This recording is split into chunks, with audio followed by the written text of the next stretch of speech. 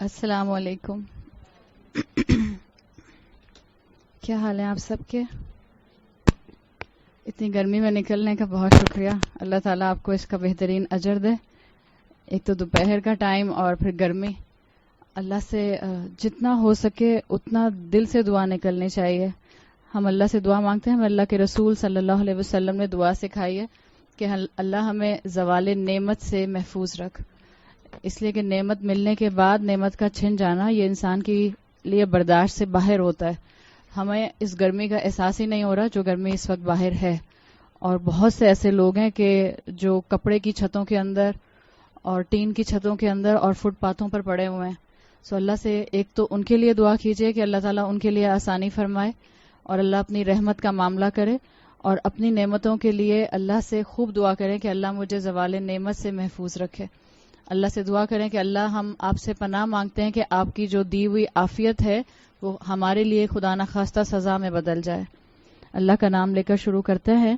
الحمدللہ رب العالمین والصلاۃ والسلام علی اشرف الانبیاء والمرسلین وعلی آلہ وصحبہ ومن استنى بسنتہ الی یوم الدین. اللہم اجعلنا منہم ومن الذین آمنوا وعملوا الصالحات وتواصوا بالحق وتواصوا بالصبر. آمین یا رب العالمین. ثم اما بعد فاعوذ باللہ من الشیطان الرجیم. بسم اللہ الرحمن الرحیم. رب اشرح لی صدری ویسر لی امری واحلل عقدۃ من لسانی یفقہوا قولی. اللہم ثبتنا عند الموت بلا الہ الا اللہ. اے ہمارے اللہ ہمیں ہماری موت پر کلمہ لا الہ الا اللہ پر ثابت قدم رکھیے. آمین یا رب العالمین. سورۃ یاسین اور سورۃ یاسین کا اسٹڈی کا چوتھا دن. اللہ کا نام لے کر شروع کر رہے ہیں. ہم نے کل پہلی آیت اور دوسری آیت جو تھی، پہلی آیت مکمل کر لی تھی، دوسری آیت کو ہم دیکھ رہے تھے. یاسین والقرآن الحکیم.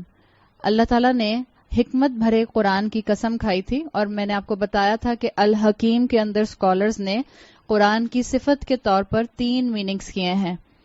ایک میننگ یہ ہے کہ قرآن میں حکمت ہے. دوسرا میننگ آپ کو بتایا تھا کہ قرآن کے اندر اللہ تعالیٰ نے جو محکم ہونے کی صلاحیت رکھی ہے، یہ ورڈکٹس دیتا ہے، یہ ججمنٹس دیتا ہے. اس کی آپ کو دوسری جو فیلنگز ہیں وہ آتی ہیں. اور تیسرا مفہوم اس کے اندر احکامات کا آتا ہے.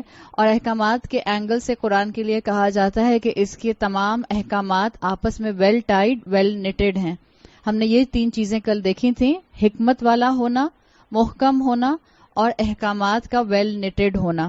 یہ 3 چیزیں جب آپ دیکھتے ہیں تو قرآن کے لیے کہا جاتا ہے کہ اللہ تعالیٰ نے جو قرآن ہم انسانوں کو دیا ہے وہ اصل میں انسانوں کو بھی حکمت دینے والا ہے اور انسانوں کو بھی حکمت کے ساتھ اصل زندگی دینے والا ہے. اس لیے کہ زندہ تو بہت سے لوگ ہوتے ہیں، لیکن بظاہر زندگی، سانس کا آتے جاتے رہنا، یہ ایک اور طرح کی زندگی کی علامت نہیں ہوتا. ایک ہوتی ہے فزیکل لائف اور ایک ہوتی ہے اسپرچل لائف. قرآن کے حکمت کے ساتھ جڑ کر انسان کو اسپرچل لائف جو ہے وہ مل جاتی ہے. اللہ تعالیٰ نے یہاں قرآن کی قسم کھائی. اور کل آپ کو یہ بات میں نے بتائی تھی کہ قرآن میں قسم کھانے کے آپ کو جو اینگل ملتے ہیں اس میں اللہ اپنی کسی بات میں سچائی ثابت کرنے کے لیے قسم نہیں کھاتا. اگر کوئی آپ سے یہ کہے کہ قرآن میں جو اوتھس آئے ہیں وہ اللہ تعالیٰ نے اس لیے لیے ہیں تاکہ اللہ تعالیٰ اپنی بات میں کریڈیبلٹی لے کر آ جائیں، تو یہ جملہ غلط ہوگا. اللہ قرآن میں قسم اگر لیتا ہے تو صرف ایویڈنس کے طور پر لیتا ہے، لوگوں کی توجہ لینے کے لیے لیتا ہے اور یہ بتانے کے لیے لیتا ہے کہ اس قسم کے بعد جو بات آ رہی ہے وہ بہت پروفاؤنڈ اور بہت اہمیت سے سنی جانے والی ہے. جہاں تک قسم کی بات ہے، یہاں پر کیونکہ ٹاپک چل رہا ہے تو آپ اپنی یاد دہانی کے لیے اس بات کو سن لیجئے. رسول اللہ صلی اللہ علیہ وسلم کی حدیث کا مفہوم آتا ہے کہ آپ نے اولاً تو عام گفتگو میں قسم لینے کو بار بار منع فرمایا. اور آپ صلی اللہ علیہ وسلم نے فرمایا کہ اگر قسم لینی پڑے تو اللہ کی قسم لی جائے اور کسی چیز کی قسم نہ لی جائے. یہاں تک کہ آپ جو ہیں وہ کعبہ کی قسم بھی نہیں لے سکتے، آپ رسول اللہ صلی اللہ علیہ وسلم کی قسم بھی نہیں لے سکتے، آپ اپنی جان کی یا اپنے کسی بچے کے سر کی قسم بھی نہیں لے سکتے. یہ سب چیزیں جو ہیں یہ کلچرل چیزیں ہیں، ہمارے دین میں اس کو منع کیا گیا ہے. ایک مرتبہ 2 لوگ طواف کے دوران میں عبداللہ ابن عباس کو ملے. یعنی آپ کو اندازہ ہے کہ جب طواف ہوتا تھا اس دور میں تو وہ رش نہیں ہوتا تھا جو آج کل ہوتا ہے. سو عبداللہ ابن عباس طواف کر رہے تھے کہ انہوں نے اب طواف سے گزرتے ہوئے دو لوگوں کو حرم کے صحن میں بیٹھے دیکھا. دونوں آپس میں باتیں کر رہے تھے. ایک نے اپنی بات کو یقین دہانی کرانے کے لیے کہا کہ میں کعبہ کی قسم کھا کے کہتا ہوں کہ میں سچ کہہ رہا ہوں. عبداللہ ابن عباس رضی اللہ عنہ نے جب اپنا طواف مکمل کر لیا تو آپ ان دونوں کے پاس آئے, اور جس نے قسم کھائی تھی کہ میں کعبہ کی قسم کہہ کے کہتا ہوں کہ میں سچ بات کہہ رہا ہوں, عبداللہ ابن عباس نے کہا کہ یوں مت کہا کرو کہ میں کعبہ کی قسم کھاتا ہوں, کہا کرو میں رب الکعبہ کی قسم کھا کر کہتا ہوں.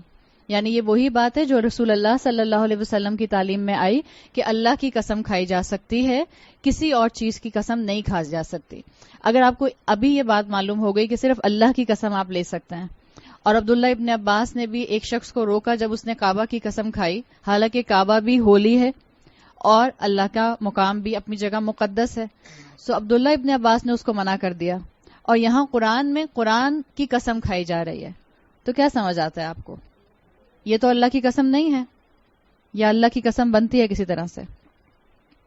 کسی کے ذہن میں سوال آ رہا ہے کہ اگر اللہ کے رسول صلی اللہ علیہ وسلم نے یہ فرمایا کہ اللہ کے علاوہ کسی کی قسم مت لو, تو پھر قرآن میں اس مقام پر خود قرآن کی قسم کیوں لی گئی؟ میں آپ کو بتاتی ہوں.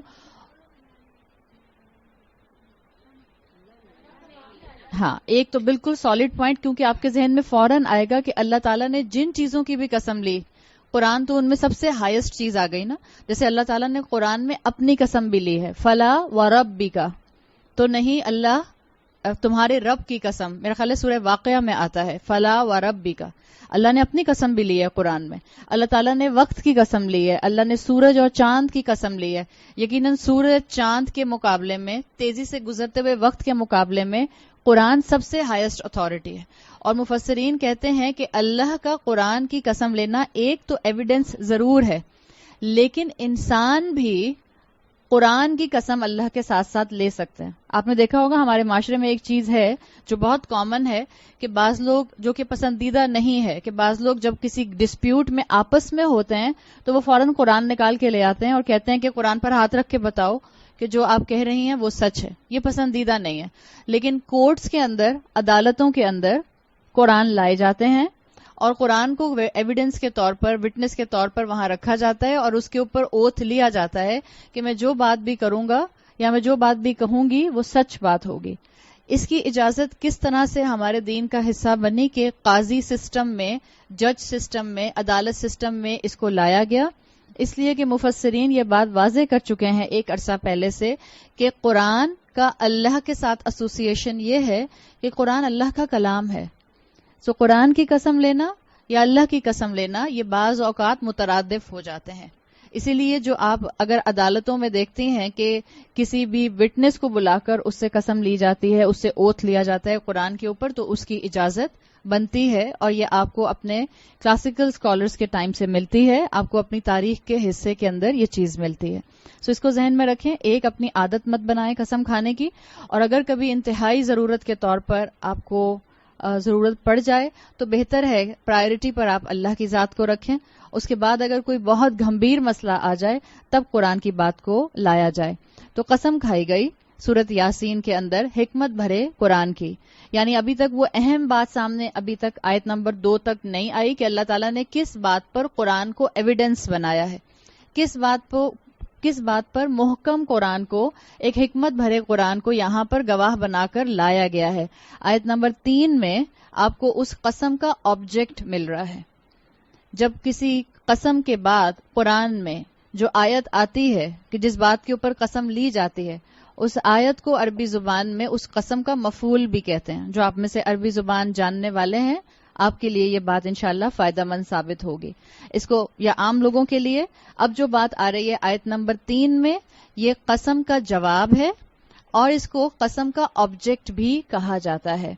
آیت نمبر 3 میں آیا سورت یاسین, انکا لمن المرسلین, یقیناً آپ, البتہ یقیناً بھیجے ہوں میں سے ہیں. انکا میں یہ جو کا آیا ہے یہ کس کی طرف جا رہا ہے؟ رسول اللہ صلی اللہ علیہ وسلم کی طرف. یعنی ابھی تک جو سینیریو بلٹ ہو رہا تھا وہ اس بات کے لیے بلٹ ہو رہا تھا کہ رسول اللہ صلی اللہ علیہ وسلم جو پیغام دے رہے ہیں وہ اپنی طرف سے کوئی بات نہیں کہہ رہے بلکہ وہ اللہ کا میسج آگے کنوے کر رہے ہیں. اللہ جو کہ سب سے عظیم ہستی ہے, اللہ جس کی ہر بات سچی ہے, اسی کی بات کو آگے کنوے کر رہے ہیں. آپ دیکھتی ہیں اکثر اوقات قرآن پڑھنے کے بعد ہم دیکھتے ہیں کہ قاری حضرات جو ہیں وہ کہتے ہیں صدق اللہ العظیم. یہ سنت سے ثابت نہیں ہے. اگر آپ قرآن کی تلاوت کرتی ہیں اور آپ اپنی تلاوت مکمل کر لیتی ہیں تو قرآن کی تلاوت کے بعد دعا مانگی جاتی ہے. قرآن کی تلاوت کے بعد دعا مانگنا آپ کی قبولیت دعا کو بڑھا دیتا ہے. کسی بھی نیکی کے کرنے کے بعد, یاد رکھیے آپ کو احادیث سے جو علم آتا ہے اس سے پتہ چلتا ہے, کسی بھی نیک کام کو کرنے کے بعد آپ دعا مانگیں گی تو آپ کی دعا کی قبولیت کے چانسز بڑھ جائیں گے. اور کیونکہ قرآن کی تلاوت کرنا ایک بہت بڑا نیکی کا عمل ہے تو اس میں آپ کی دعا کی قبولیت کے چانسز بڑھ جاتے ہیں. صدق اللہ العظیم کہنا سنت سے ثابت نہیں ہے. کوئی کہتا ہے تو ایک جملہ ہے جس میں آپ یہ بات اپنے اصل میں کنوے کرتے ہیں کہ یقیناً میں نے جو جملے قرآن میں تلاوت کیے وہ اللہ کا کلام ہے اور اللہ سب سے زیادہ سچ بولنے والا ہے.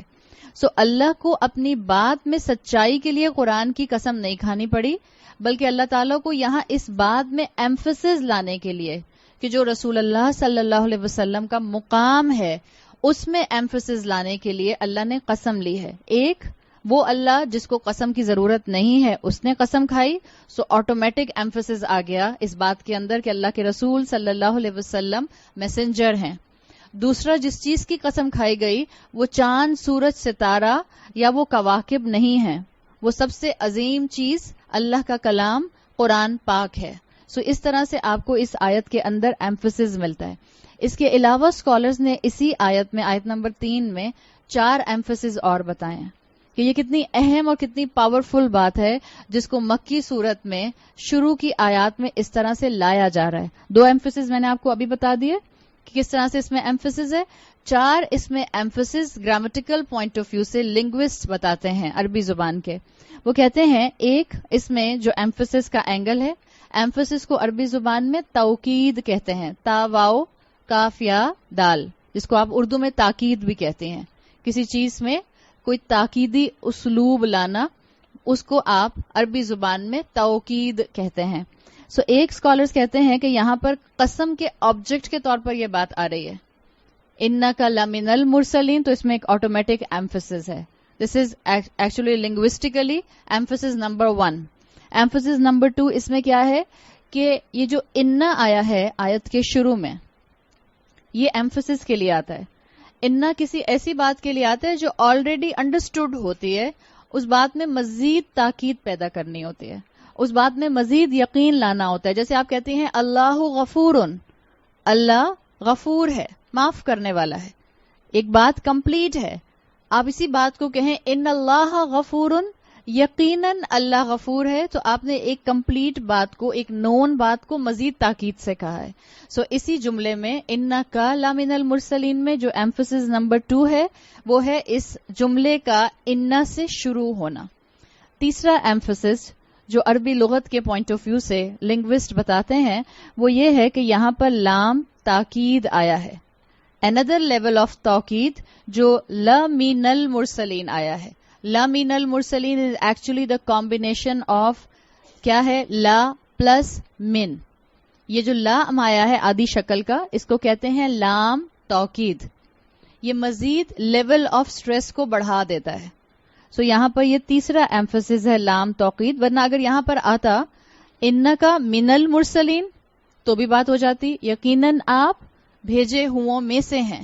لیکن یہاں انکا لمن المرسلین, یقیناً آپ البتہ بھیجے ہوں میں سے ہیں. ڈبل ایمفسس آپ کو مل گیا. ٹھیک ہے. پھر اس میں ایک اور ایمفسس کا اینگل ہے جو چوتھا اینگل ہے لنگوسٹ پوائنٹ آف ویو سے, وہ یہ ہے کہ یہاں المرسلین خبر کے طور پر آیا ہے اور یہ یہاں پر معرفہ آیا ہے. جن کو گرامر آتی ہے ان کو سمجھ آ جائے گا. اس کے شروع میں آپ کو حمزہ لام نظر آ رہا ہے. اگر یہ صرف مرسلین ہوتا تو یہ کامن ناؤن کی طرح آتا. یہاں یہ پراپر ناؤن کی طرح معرفہ اسم کے طور پر المرسلین آیا ہے. یہ 4 اینگل آئے اور اس کے ساتھ ساتھ میں نے آپ کو تفسیر کے پوائنٹ آف ویو سے 2 اینگلز بتا دیے کہ اللہ تعالیٰ نے اس بات کو بہت تاکید کے ساتھ یہاں پر کہا ہے کہ یقیناً رسول اللہ صلی اللہ علیہ وسلم جو ہیں آپ بھیجے ہوں میں سے ہیں. امام الطبری کہتے ہیں، ابن جریر الطبری، کہ کیوں اللہ تعالیٰ نے اس مقام پر آیت سورت کے شروع میں ہی رسول اللہ صلی اللہ علیہ وسلم کے مقام کو مڈل مکن ایرا میں آ کے دوبارہ سے بتایا کہ آپ میسنجر ہیں. اس کی ضرورت کیوں پڑی؟ ابن جریر کے مطابق وہ کہتے ہیں کہ یہ وہ ٹائم تھا مکہ کے اندر جب قریش کی پرسیکویشن جو تھی وہ بہت تیزی سے بڑھتی جا رہی تھی، اور قریش رسول اللہ صلی اللہ علیہ وسلم کو اپنے معاشرے میں آلموسٹ ابینڈن کر چکے تھے، آپ کی بات کو سننا پسند نہیں کرتے تھے، اور کانسٹنٹلی یہ کہتے رہتے تھے لستا مرسلا، لستا مرسلا. کیا مطلب ہے لستا مرسلا؟ آپ بھیجے ہوئے نہیں ہیں، یعنی آپ میسنجر نہیں ہیں. کانسٹنٹلی یہ کہتے رہتے تھے لستا مرسلا، لستا مرسلا. کیا مطلب ہے لستا مرسلا؟ آپ بھیجے ہوئے نہیں ہیں، یعنی آپ میسنجر نہیں ہیں. یہ کانسٹنٹ کہتے تھے. اس کے جواب میں اللہ تعالیٰ نے سورت یاسین کے اندر، اور یہ لستا مرسلا کے الفاظ آپ کو قرآن میں مل جاتے ہیں، آگے مکی صورتیں آتی ہیں جس کے اندر آپ کو یہی ایگزیکٹ ٹرمینالوجی مل جاتی ہے. اللہ تعالیٰ نے رسول اللہ صلی اللہ علیہ وسلم کے اس مقام کو دوبارہ سے ریوائیو کرنے کے لیے اور قریش کے کلیم کو ریفیوٹ کرنے کے لیے سورت یاسین کی آیت نمبر 3 کو نازل فرمایا، انکا لمن المرسلین، یقیناً آپ اللہ ہی کے بھیجے ہوئے ہیں. آپ دیکھیں اللہ تعالیٰ نے یہاں پر رسول اللہ صلی اللہ علیہ وسلم کو کنسول کیا ہے، اور یہ نہیں کہا آپ سے کہ آپ جو ہیں وہ آپ اللہ کے مرسل ہیں. مرسلین آیا ہے، یعنی آپ امنگ دا ٹیم ہیں جو ہائیلی رینکڈ ٹیم ہیں. جتنے بھی رسول اور انبیاء آئے وہ اللہ کی نظر میں تمام انسانوں میں ایلیٹ انسان ہوتے تھے، ہائیلی رینکڈ انسان ہوتے تھے. تمام انبیاء، تمام رسول. مسلمانوں کے عقیدے کے مطابق ہم تمام انبیاء اور رسول کو اللہ کا پسندیدہ اور چنا ہوا سمجھتے ہیں. یاد رکھیے مسلمانوں کا جو کانسیپٹ ہے، جو ہمارا ایمان ہے، ہم انبیاء کے درمیان میں تفریق نہیں کرتے. تفریق بین الرسل منع ہے، تفریق بین الانبیاء منع ہے.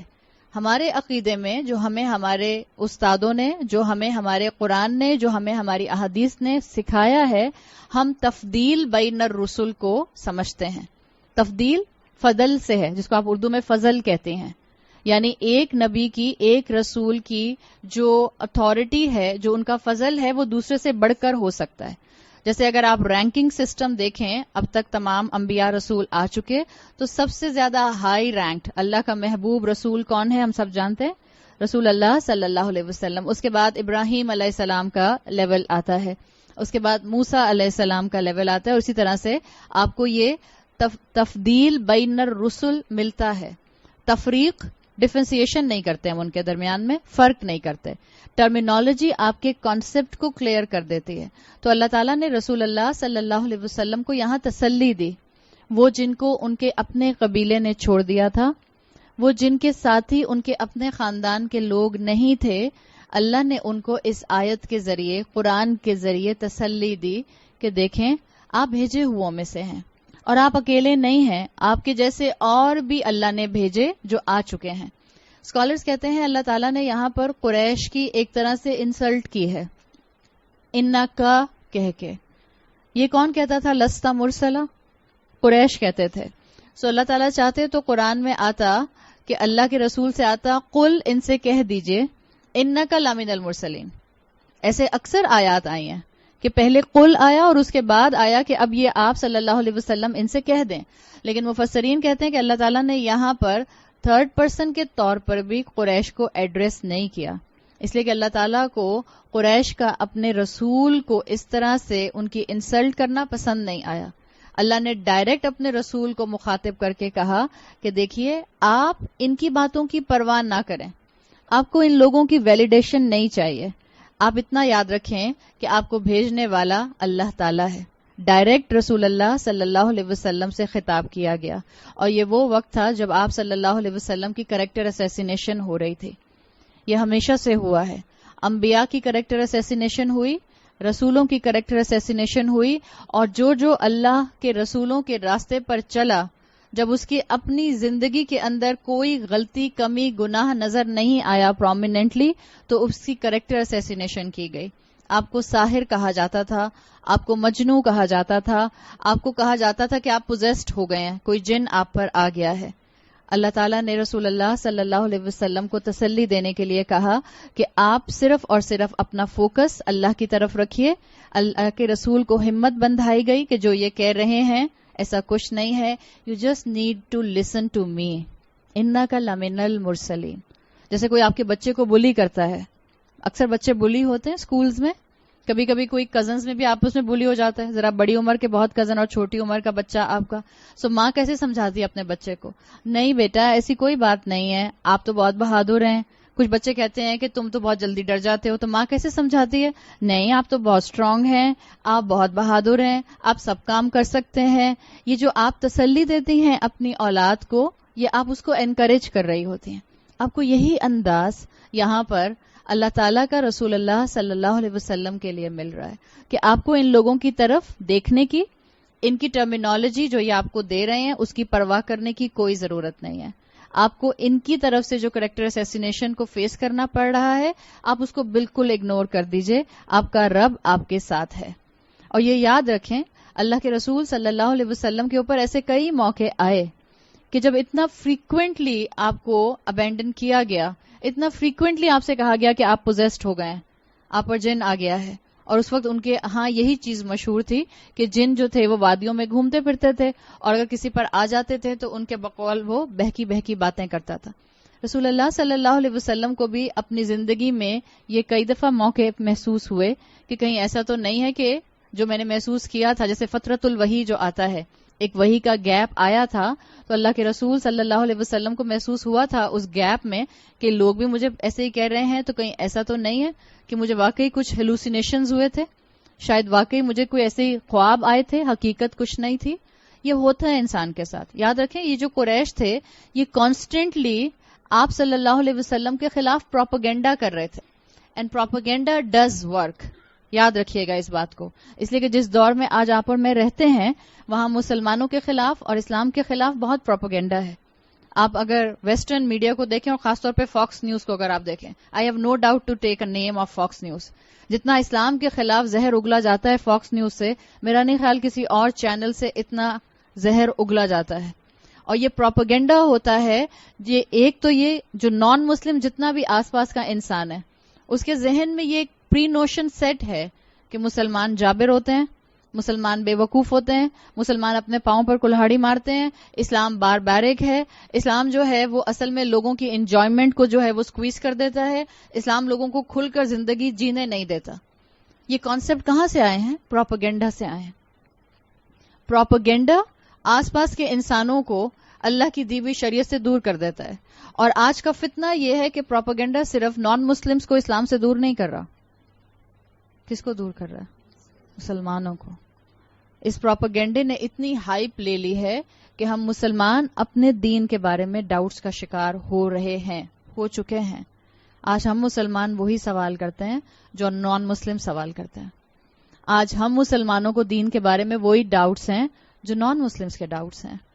آج ہم مسلمان اللہ کی ہستی کو بالکل ایسے ہی ڈینائی کرنے کی طرف جا رہے ہیں جیسے کہ نان مسلمس کرتے ہیں. آج ہم مسلمان کہتے ہوئے بھی انسان کو شرم آتی ہے. آج ہم مسلمان ایتھیسٹ ہیں, آج ہم مسلمان ہوموسیکشول ہیں. آپ لوگوں کے بھی جان پہچان میں ایسے لوگ ہوں گے جو ڈکلیئرڈ ہوموسیکشول ہیں لیکن ریلیجن کے خانے میں اسلام لکھا ہوا ہے. ہمارے اسکول کالجز کے اندر ایسے بچے بچیاں موجود ہیں جو ہوموسیکشولیٹی کو نہ صرف ایڈوکیٹ کرتے ہیں بلکہ وہ اس کا حصہ بھی ہیں. یہ ہم پروپیگنڈا کا شکار ہوئے مسلمان ہیں, اور ہم اپنے پروپیگنڈا سے باہر نہیں نکل سکتے جب تک کہ ہم اس قرآن کے سامنے آ کر نہیں بیٹھیں گے, جب تک کہ ہم اس قرآن کا علم حاصل نہیں کریں گے. اس پروپیگنڈا سے نکلنے کا وہی طریقہ ہے جس طرح سے رسول اللہ صلی اللہ علیہ وسلم کو کنوکشن دیا گیا کہ آپ ان ساری باتوں کو ایک طرف کر دیجئے, بالکل ان پر توجہ مت کیجئے, آپ اللہ کے بھیجے ہوں میں سے ہیں. یہ مسلمانوں کا آج اپولوجیٹک ہو جانا کس چیز کی علامت ہے؟ ہم پروپیگنڈا کا شکار ہو چکے ہیں. دس از اے سمپل اکویشن. یہ جو آج آپ اور میں شرمائے پھرتے ہیں, اپنے اسلام کو چھپاتے چھپاتے پھرتے ہیں, یہ جو آپ اور میں جو ہیں ایمبیرس مسلم ہیں, یہ ہم پروپیگنڈا کا شکار ہو چکے ہیں. مسجد میں کسی طرح نظر آتے ہیں اور میرج ہال میں کسی طرح نظر آتے ہیں. ہم پروپیگنڈا کا شکار ہو چکے ہیں. آپ کا اور میرا مسلم آئیڈینٹی کے ساتھ گھومنا پھرنا آپ کو اور مجھے وہ کنوکشن نہیں دیتا ہے. میں نے پہلے بھی شاید یہ بات یہاں کی یا نہیں کی. اس مسلمان امت کو آگے لے کر چلنے والی مسلمان عورت ہے. مردوں کی اپنی ذمہ داریاں ہیں, ہم سب عورتیں ہیں. اللہ تعالیٰ نے جو دین کی ذمہ داری اور جو امت کو فور فرنٹ پر لے کر چلنے کی ذمہ داری عورت کو دی ہے, وہ مرد کو نہیں دی ہے. مرد اپنا اسلام چھپا سکتے ہیں, عورت اپنا اسلام چھپا سکتی ہے باہر کی دنیا میں. ایک بالغ عورت اپنا اسلام نہیں چھپا سکتی, اس لیے اس کو حجاب پہننا ہے, اس کو اپنی زینت باہر نہیں دکھانی. آپ کو اپنی عورتوں میں جو زینت دکھانی ہے دکھائیے, منع تھوڑی ہے. اللہ تعالیٰ آپ کا گلا دبا نہیں دیتا کہ آپ انجوائمنٹ کر نہیں سکتے ہیں. لیکن ہم پروپیگنڈا کا شکار ہو چکے ہیں. جب بھی ہم جو ہیں اس وقت کنفیوژن کا ایسا شکار ہیں کہ ہم نامکمل مسلمان بنتے ہیں, نہ اسلام کو چھوڑنا چاہتے ہیں. سو اللہ تعالیٰ نے جو تسلی رسول اللہ صلی اللہ علیہ وسلم کو دی ہے, یہی تسلی یہاں پر آپ کے اور میرے لیے بھی ہے. آپ کو اور مجھے دنیا کی ویلیڈیشن نہیں چاہیے کہ دنیا اپروو کرے گی کہ اسلام از دا رائٹ ریلیجن تو میں اسلام پر عمل کروں گی, ورنہ میں اسلام پر ڈرتے شرماتے عمل کروں گی. ہمارا وہ حال ہے جن کے ہاتھ میں ہیرے ہیں وہ شرماتے ہیں, اور جن کے ہاتھ میں کانچ کے ٹکڑے ہیں وہ اتراتے پھرتے ہیں. آپ کے پاس حق ہے, کس سے ڈرتے ہیں؟ آپ کے پاس اسلام کی طاقت ہے, آپ کے پاس اللہ کی مدد ہے, مت ڈریے لوگوں سے. اسی طرح سے اسکالرز کہتے ہیں کہ یہاں پر یہ بھی نہیں کہا گیا اللہ کے رسول صلی اللہ علیہ وسلم کو انکا رسول اللہ, یقیناً آپ اللہ کے رسول ہیں, یہ نہیں کہا گیا. یہ جو قرآن الفاظ کا سلیکشن کرتا ہے ودن آیات, ودن سورہ, ودن مکی اور مدنی صورتیں, اس کا ایک خاص مقصد ہوتا ہے. اللہ تعالیٰ نے یہاں یہ نہیں کہا انکا رسول اللہ, یقیناً آپ اللہ کے رسول ہیں. اللہ نے یہاں کہا انکا لمن المرسلین, یعنی رسول اللہ صلی اللہ علیہ وسلم کو اس وقت مورل سپورٹ کی ضرورت تھی. اللہ نے اپنے سے ایسوسیٹ کر کے تو ہمت دلا دی کہ آپ ایک ڈیوائن ہستی کی طرف سے اپوائنٹ کیے گئے ہیں. ساتھ ساتھ اللہ تعالیٰ نے المرسلین کہہ کے یہ بتا دیا آپ اکیلے نہیں ہیں جن کے ساتھ یہ مشکل وقت آ رہا ہے. آپ کے جیسے اور بھی تھے مرسلین, بھیجے ہوئے, جن کے اوپر بڑے سخت وقت آئے, جنہوں نے بڑے کریکٹر اسیسینیشن کو برداشت کیا, جنہوں نے اپنے خاندانوں سے آڈ ون آؤٹ بننے کے بعد نکلنا پسند کیا لیکن حق کو نہیں چھوڑا. اللہ کے رسول صلی اللہ علیہ وسلم کو یہاں پر یہ تسلی بھی دی گئی کہ دنیا میں آپ کے جیسے لوگ بھی رہے, آپ کے جیسے آزمائشیں اور لوگوں پر بھی آ چکی ہیں. سو ایک طرف سپورٹ سسٹم کی طرف مفسرین نے کہا یہاں اشارہ ملتا ہے. ہم جیسے مسلمانوں کو بھی جہاں اللہ کی ہستی کا دامن چاہیے, جہاں اللہ پر مکمل توکل چاہیے, وہاں ہمیں لائک مائنڈڈ لوگ بھی چاہیے ہوتے ہیں. لیکن کبھی آپ کو لائک مائنڈڈ لوگ نہیں ملتے. اس کا مطلب ہرگز یہ نہیں ہے کہ ہم, آپ اور میں دین کو چھوڑ دیں. رسول اللہ صلی اللہ علیہ وسلم کو کوئی اور سپورٹ میں نبی یا رسول مل سکتا تھا؟ آپ کے بعد مل سکتا تھا؟ کیوں نہیں مل سکتا تھا؟ اس لیے کہ آپ آخری رسول تھے. موسیٰ علیہ السلام کو تو مل گیا تھا نا سپورٹ اپنے خاندان میں. کون ملا تھا؟ ہارون علیہ السلام مل گئے تھے. ابراہیم علیہ السلام کو بھی اپنے خاندان میں ایک سپورٹ ملی تھی. کون ملا تھا؟ لوط علیہ السلام ملے تھے. لیکن رسول اللہ صلی اللہ علیہ وسلم کے پاس یہ لگژری نہیں تھی کہ اب آپ کو سپورٹ میں آپ کے بعد کوئی نبی یا رسول مل جاتا. تو اللہ کے رسول صلی اللہ علیہ وسلم کو پچھلے انبیاء کی کہانیوں کو سنایا گیا. اس لیے آپ کو کل بتایا تھا کہ مکی قرآن کے اندر آپ کو پچھلے تمام رسولوں کے قصے ملتے ہیں. اس لیے کہ مکہ میں مسلمانوں کو اور رسول اللہ کو اس سپورٹ کی ضرورت تھی کہ آپ کو ایک مورل سپورٹ بھی مل جائے کہ ان آزمائشوں سے اور لوگ بھی گزر چکے ہیں. اور بالکل جیسے رسول اللہ صلی اللہ علیہ وسلم کو کوئی اس وقت رسول یا نبی نہیں ملا سپورٹ میں, اگر آج آپ کو اور مجھے اپنے خاندان میں, اپنی ورک پلیس پر, اپنے گھروں کی چھتوں کے نیچے, اپنے سکولز کے اندر, اپنی یونیورسٹیز کے اندر کوئی لائک مائنڈڈ انسان نہیں ملتا تو کوئی بات نہیں, آپ نے اور میں نے بھی ہمت کے ساتھ جمے رہنا ہے. اگر آپ حق پر ہیں تو جمی رہیے, اللہ انشاءاللہ آپ کے لیے ساتھی ضرور پرووائڈ کر دے گا. تو اللہ تعالیٰ نے یہاں رسول اللہ صلی اللہ علیہ وسلم کو سپورٹ دی اور آپ کو کام بتا دیے. ایک، اللہ نے آپ کو اس کام کے اوپر اپوائنٹ کیا ہے، مرسل کہہ کے اللہ نے آپ کو بھیجا ہے. جو دعوت آپ دے رہے ہیں آپ اس کی پرواہ مت کریں کہ لوگ کیا کہتے ہیں، آپ دعوت دیتے رہیے. دوسرا، آپ کو ٹیم ورک کی طرف سے پچھلے انبیاء پچھلے رسولوں کی طرف سے سپورٹ دے دی گئی. اور تیسرا، اسکالرز کہتے ہیں کہ جو کہانیاں آگے آئیں قصوں کی شکل میں، آپ کو سورت یاسین میں بھی آیت 13 میں ایک قصہ ملتا ہے جو انشاءاللہ ہم کریں گے، یہ آپ کو مکمل سپورٹ دینے کے لیے ہے تاکہ آپ اس سپورٹ کو آگے اپنی امت میں فلٹر ڈاؤن کریں. یہ جو مرسل کا لفظ ہے، جب ہم اس کو اتنا ڈیٹیل میں کر رہے ہیں تو آپ نے دو الفاظ دیکھ لیے میسنجر کے لیے، رسول کے لیے. ایک ہوتا ہے رسول اور ایک ہوتا ہے مرسل. ہم ٹرانسلیشن میں دونوں کا ایک ہی ٹرانسلیشن پڑھتے ہیں، رسول از دا میسنجر، مرسل از دا میسنجر. لیکن عربی زبان میں آپ کو بتایا تھا کہ دونوں کی الگ الگ کونوٹیشن ہے. اس کی مثال سمجھانے کے لیے میں آپ کو بتاتی ہوں. آپ ایک میسج کنوے کر رہی ہیں تو کیا آپ میسنجر ہوئی؟ آپ میسنجر ہو گئی. آپ میسج کنوے کر رہی ہیں تو آپ میسنجر ہو گئی. But there is a possibility کہ آپ اپنا ہی میسج کنوے کر رہی ہوں. پاسبلٹی ہے یا نہیں ہے؟ میسنجر دونوں طرح سے ہو سکتا ہے. یا میں نے آپ کو پیغام دیا اور آپ نے آگے جا کر کسی کو کنوے کر دیا تو آپ میسنجر ہیں. یا آپ اپنا ہی پیغام آگے کنوے کر رہی ہیں تو بھی آپ میسنجر ہیں. لیکن جب آپ مرسل کہتی ہیں عربی زبان میں تو اس کا مطلب ہوتا ہے بھیجا ہوا، وہ جو کسی کا پیغام آگے کسی کو ڈلیور کرے. اب آپ مرسل ہیں تو آپ اپنا میسج نہیں کنوے کر رہے. You are not just a messenger, you are not just a رسول. اب آپ کسی کی طرف سے اپوائنٹڈ ہیں. اس کو عربی میں اسم المفعول کہتے ہیں. آپ کسی کی طرف سے اپوائنٹڈ ہیں اور آپ کسی تک اس کے جس نے آپ کو اپوائنٹ کیا ہے اس کے پیغام کو پہنچا رہی ہیں.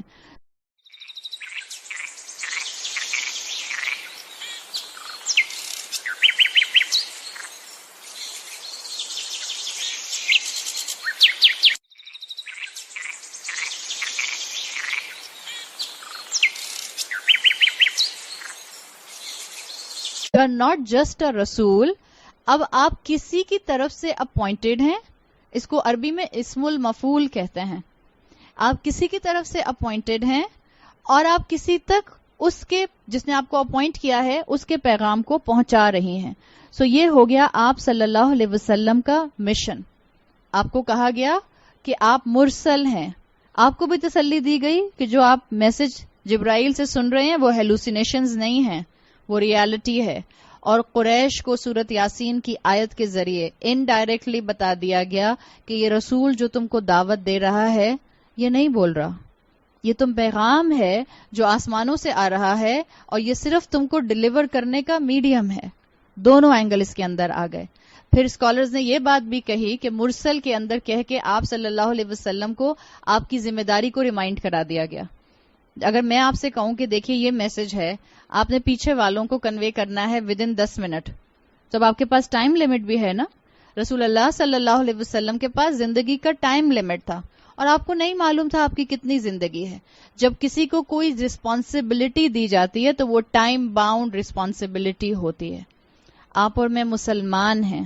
ہماری زندگی کے مینلی 2 ہی مقصد ہونے چاہیے. مینلی باقی نیچے کے کام، باقی گھریلو ذمہ داریاں، باقی رشتوں کی ذمہ داریاں اس سب سے نیچے آتی ہیں. مینلی میری زندگی کے 2 کام ہیں جو میرا ویژن ہوں گے. نمبر 1 میں خود اللہ کی بندی بن جاؤں، اور نمبر 2 میں اللہ کی بندی بننے کے بعد اپنے خاندان میں اور اپنے باہر اس دین کی بات کو پھیلانا شروع کر دوں. دین ان سائڈ می، دین آؤٹ سائڈ می. جتنا دین میرے اندر آئے، عملی طور پر میرے زندگی میں نظر آئے اور میری زبان سے لوگوں تک ڈیلیور ہوتا رہے. یہی مشن تمام انبیاء اور رسولوں کا ہوتا تھا. رسول اللہ صلی اللہ علیہ وسلم کو بھی بتا دیا گیا کہ دیکھیے آپ نے بھی جہاں آپ کو تسلی دی جا رہی ہے، جہاں آپ کو کانسٹنٹ انکریجمنٹ ہے، وہاں آپ نے یہ کام مکمل کرنا ہے. لوگوں کے طنز، لوگوں کے ٹائٹلز، لوگوں کی ڈسکریجمنٹ آپ کو آپ کے مشن سے دور نہ کر دے. آج آپ کی اور میرے لیے سبق ہے. اسلام کے خلاف پروپیگنڈا آپ کو اور مجھے بے عمل نہ کر دے. اسلام کے خلاف اٹھتی ہوئی آوازیں، اسلام پر فنگر پوائنٹنگ آپ کو اور مجھے اپنے خاندانوں کے اندر اسلام کا جھنڈا بلند کرنے سے نہ روک دے عورت کے اندر اللہ نے بڑی ٹینسائل اسٹرینتھ رکھی ہے. عورت بہت اپنے خاندان کی ڈائریکشن بدل سکتی ہے. صرف خاندان کی نہیں, عورتوں نے اس امت کے عروج کی طرف اس امت کو دھکیلا ہے, اور اس امت کا زوال وہیں سے شروع ہوا جہاں سے مسلمان عورت نے دین کا علم حاصل کرنا چھوڑ دیا. انشاءاللہ اس امت میں دوبارہ عروج وہیں سے آئے گا جہاں اس امت کی عورتیں دین کے علم کو حاصل کرنا شروع کر دیں گی, جہاں اس امت کی بیٹیاں, مائیں اور بہنیں فخر کے ساتھ, کانفیڈنس کے ساتھ اس دین کو اپنائیں گی اور آگے سے آگے ہاتھ اپنا بڑھاتی چلی جائیں گی. تو اللہ تعالیٰ نے یہاں پر رسول اللہ صلی اللہ علیہ وسلم کو انکا لمن المرسلین میں مینلی نمبر 1 تسلی دی ہے, سپورٹ کیا ہے, آپ کو ویلیڈیشن دی ہے, اور دوسرا آپ کو ریمائنڈر دیا ہے کہ دیکھیں آپ کے پاس ایک ذمہ داری ہے. You are on a mission, آپ کو یہ مشن کمپلیٹ کرنا ہے.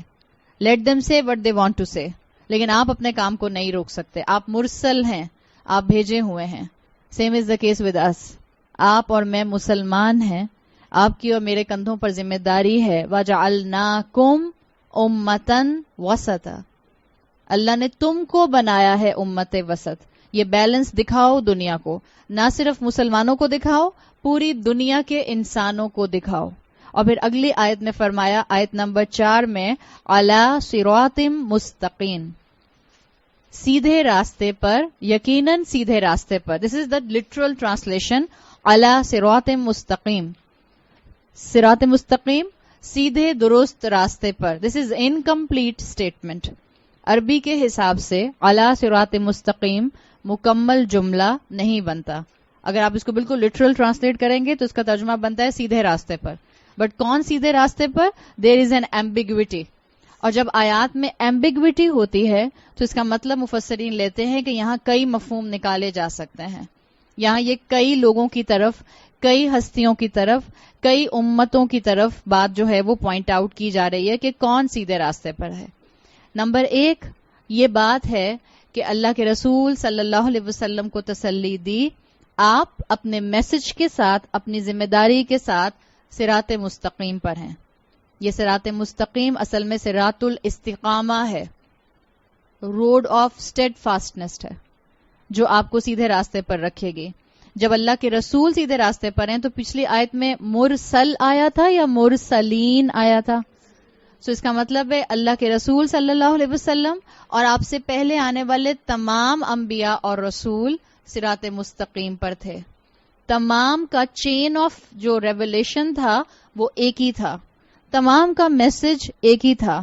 وقت کے ساتھ ساتھ زمانے کی ضروریات کے مطابق وہی کے اندر اللہ تعالیٰ جو تھے وہ فائنل چینجز کرتے رہے, اور اب قرآن ایک فائنل اتھارٹی بن کے آ گیا ہے. کب تک؟ 2018 تک. 2018 کے بعد قرآن بدل دیں گے؟ رہتی دنیا تک اب قرآن کو نہیں بدلا جائے گا. اب قرآن فائنل ورڈکٹ ہے, فائنل اتھارٹی ہے, آخری انسان بھی اسی کو فالو کرے گا. اس لیے کہ اس قرآن کے اندر اللہ نے جو مفہوم کی طاقت رکھی ہے, جیسے 1450 سال پہلے کا انسان اس کو پڑھ کر ایک امیزمنٹ کا شکار ہوتا تھا, یا ایک امیزمنٹ اس کو فیل ہوتی تھی, ایک اوکش وہ جو تھا وہ فیل کرتا تھا. آج بھی مسلمان اسی کو پڑھ کر روتے ہیں, آج بھی مسلمان اس کو سن کر اپنے دل میں کیفیت محسوس کرتے ہیں, آج بھی مسلمان اس کو پڑھ کر دل کا اطمینان حاصل کرتے ہیں, اور آج بھی جو مسلمان اس پر عمل کرنا شروع کریں گے انشاءاللہ وہ سیدھے راستے صراط مستقیم پر ہوں گے. سو ایک مطلب ہے اعلی صراط مستقیم کا, رسول اللہ اور تمام انبیاء اور رسول سیدھے راستے پر تھے. کیونکہ ایمبیگوٹی ہے تو مفسرین نے کہا کہ دوسرا مفہوم اس میں لیا جاتا ہے, اور امام الطبری کی یہ اوپینین ہے کہ جو بھی اب رسول اللہ صلی اللہ علیہ وسلم کو فالو کرے گا, کیونکہ اب فائنل شریعہ رسول اللہ صلی اللہ علیہ وسلم کی ہے, جو بھی رسول اللہ صلی اللہ علیہ وسلم کو فالو کرے گا وہ سیدھے راستے پر ہوگا. یہ قرآن کی خوبصورتی ہے کہ قرآن کے ایک میننگ دوسرے میننگ کو کمپلیمنٹ کرتے ہوئے آپ کو نظر آتے ہیں. پچھلی آیت میں تسلی تھی, اور اس آیت میں آپ کو آتھینٹسٹی دے دی گئی کہ دیکھیں یہ جو قریش کو آپ اللہ کا کلام قرآن سنا رہے ہیں, یہ تو کنفرم ہو گیا کیونکہ قسم قرآن کی آئی تھی کہ یہ قرآن اللہ کا کلام ہے, محکم ہے, اس کے احکامات ججمنٹ اور ورڈکٹ کے ساتھ ہیں, حکمت بھرے ہیں. جو آپ اللہ کے کلام کو قریش کو سنا رہے ہیں اور جو قریش کو برا لگ رہا ہے اور جو دن بدن یہ آپ پر پریشر بلڈ کرتے جا رہے ہیں، آپ نے اس راستے سے نہیں ہٹنا. آپ سیدھے راستے پر ہیں. مشکلات آئی ہیں، مشکلات آئیں گی، آپ نے سیدھے راستے کو نہیں چھوڑنا. باقی مسلمانوں کو بھی دعوت ہے. جو مسلمان رسول اللہ صلی اللہ علیہ وسلم کے بتائے ہوئے راستے پر عمل کر رہے ہیں، جو سنتوں کو زندہ کرنے کی کوشش کر رہے ہیں. ایک عورت کوشش کرتی ہے کہ وہ اپنے خاندان میں اپنی اولاد کی شادی سنت کے مطابق کرے اور اس میں سے تمام غیر اسلامی رسومات کو اور اسراف کو اور اس میں سے ان تمام ان معاملات کو نکال دے جو شریعت کے مطابق بالکل درست نہیں ہیں. تو آپ کا کیا خیال ہے؟ سارا خاندان اس کو سپورٹ کرتا ہے؟ جتنی مائیں یہاں بیٹھی ہیں وہ آپ کو اس حقیقت کے بارے میں بتا سکتے ہیں، جنہوں نے اس کوشش کے اندر اپنی جان لگائی ہوئی ہے. سو اگر خاندان سپورٹ نہیں کرتا تو یہ کام نہیں کرنا چاہیے. کام تو کرنا ہے. رسول اللہ صلی اللہ علیہ وسلم کی سپورٹ میں کوئی بھی نہیں تھا. کتنے لوگ ایمان لائے تھے ٹوٹل 13 سال کے مکی دور میں؟ 13 سال اللہ کے رسول صلی اللہ علیہ وسلم کی زبان سے قرآن بیان ہوا. قرآن کوئی عام سپیکر بھی بیان کر رہا ہوتا ہے اور اگر وہ پورے خلوص کے ساتھ بیان کر رہا ہوتا ہے تو دل میں اتر رہا ہوتا ہے. کہاں رسول اللہ صلی اللہ علیہ وسلم کی زبان ہو اور وہ قرآن سنائے. 13 سال کی محنت میں صرف 150 لوگ، تقریباً 145 یا میکسیمم 150 لوگ ایمان لائے تھے رسول اللہ صلی اللہ علیہ وسلم. تو آپ کیا اس وقت ڈسکریجمنٹ کا شکار ہو گئے؟ آپ ڈسکریج ہو گئے؟ آپ نے مدینہ میں کام چھوڑ دیا کہ 13 سال اتنی محنت کر لی، صرف 150 لوگ تو ایمان لے کر آئے، 150 فالوورز تو بنے؟ نہیں. کوئی بھی آپ کا ساتھ نہ دے، آپ نے اسلام کا علم بردار بننا ہے. آپ نے کوشش کرنی ہے اور اس کے لیے اگر آپ کی اولاد ابھی چھوٹی ہے تو آپ کو ابھی سے کوشش کرنی ہے کہ آپ اپنے گھر کو اس ڈائریکشن پر لے جانا شروع کر دیں.